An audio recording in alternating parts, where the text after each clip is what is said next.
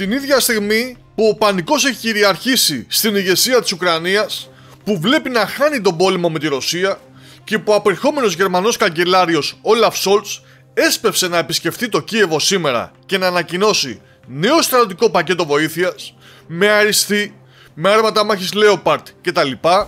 η ρωσική αρκούδα συνεχίζει να σαρώνει στα πεδία των μαχών, με τον ένα οικισμό μετά τον άλλο να περιέρχεται υπό τον έλεγχό της και μάλιστα μετά από πρόκληση μεγάλων απολειών στις τάξεις των Ουκρανικών ενόπλων δυνάμεων, που όπως ανακοίνωσε το Ρωσικό Υπουργείο Άμυνας πριν από λίγα λεπτά, μόνο χθες άγγιξαν τους 1.500 Ουκρανούς στρατιώτες, και αν προσθέσουμε και αυτούς στο Κούρσκ, τους 1.750.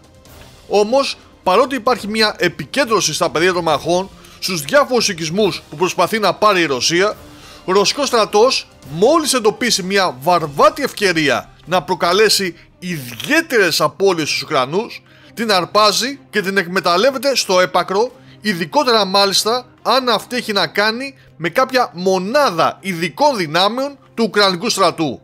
Μια τέτοια λοιπόν ευκαιρία είχε χθες και δεν την άφησε να πάει χαμένη, χωρίς να δείξει κανένα συμβιβασμό. Όπως ανέφερε το Ρωσικό Υπουργείο, ο ρωσικός στρατός εντόπισε, παρακολούθησε και την κατάλληλη στιγμή χτύπησε μια τοποθεσία συγκέντρωσης Ουκρανικών ειδικών δυνάμεων στην περιοχή του οικισμού Ρίβνε, στην περιοχή Νικολάευ,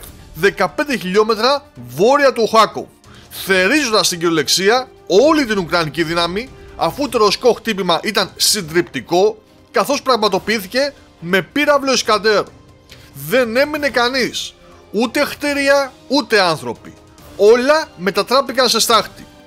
Το προσωρινό σημείο ανάπτυξης των νεοναζί καταστράφηκε αμέσως από ένα προληπτικό χτύπημα υψηλής ακρίβειας, ανακοίνωσε το Ρωσικό Υπουργείο Άμυνας, με τη λέξη προληπτικό να προκαλεί εντύπωση, αφού πρόσφατα το ακούσαμε από ανώτατο αξιωματούχο του ΝΑΤΟ.